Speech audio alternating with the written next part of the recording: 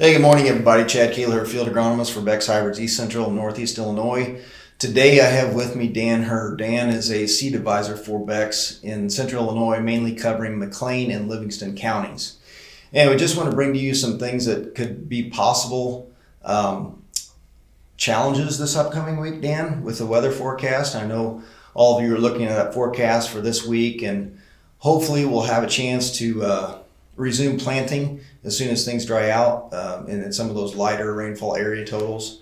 But we want to talk a little bit about what the challenges could be, Dan, as far as looking at this next week and the weather forecast. And, if we just kind of step back and take a look at what April gave us in your particular area, compared to the whole territory that I cover, April was very cool on average.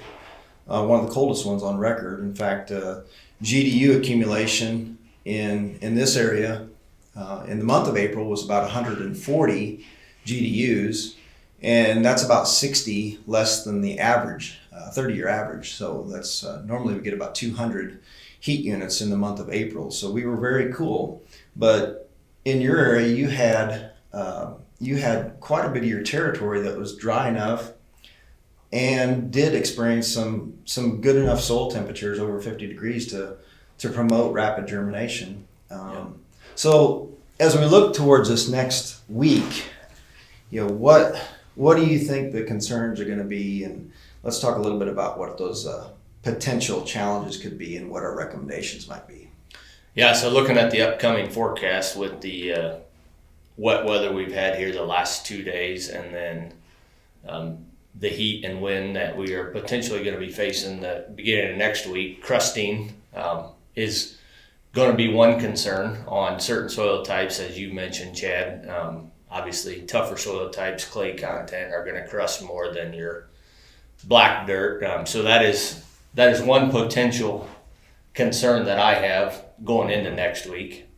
And I definitely agree. I think everybody's looking at these temperatures, and it feels like we're going to be going from March to July or August. So it's going to be pretty crazy. And, I think in most places, if we look at that forecast for this week, Tuesday, Wednesday, Thursday, a lot of areas approaching 90-degree high temps. And with the sun and those high temperatures, and definitely the wind that is forecasting on Monday and Tuesday, things could really get pretty crazy as far as drying out pretty fast, and maybe even too fast.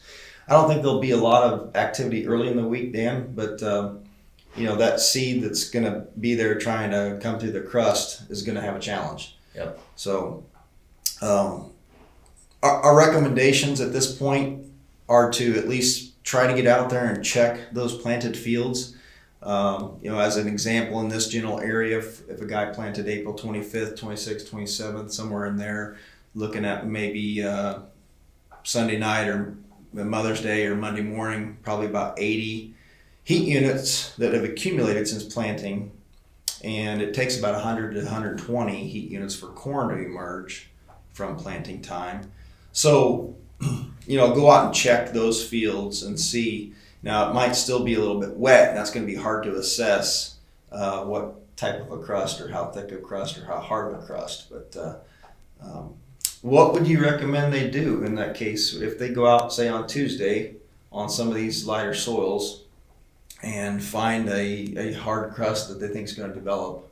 Are we talking rotary hoe, or are we talking focus on other acres, or try to do both? So my recommendation is going to be your unplanted crop. So the unplanted crop, both corn and soybeans, needs to be top of mind. The crusting issue definitely needs to be in the back of everybody's mind and monitored. Nobody likes the rotary hoe, but I think in some scenarios and some soil types, if guys have the ability to not hamper their planting progress of the unplanted crop yet, and have the ability to maybe rotary hoe some of those acres, if we do face this crusting issue, that's probably the best case scenario. Yeah. Unplanted crops got to be top of mind right now. Yeah, definitely. If you have the capability to do both operations, if you have the manpower, that'd be great. We know not everybody has that, especially when they're trying to get all the other acres planted, basically at the same time in a short amount of time. So we just wanted to mention that here and offer some what potential upcoming challenges could be and what our recommendations would be. Is make sure you try and focus on those unplanted acres.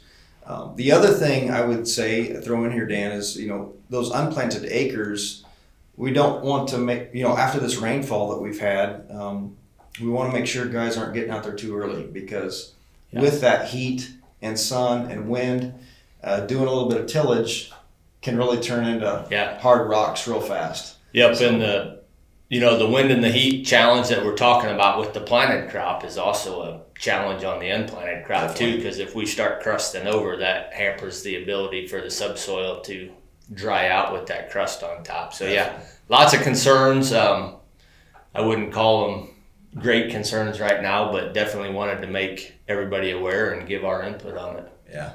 So guys, if you need help doing any assessments on any of your fields and helping with some of those decisions, give your seed advisor or your dealer or myself a call, and we'll try to help you out. Thanks a lot. Thanks, Dan. Thank you.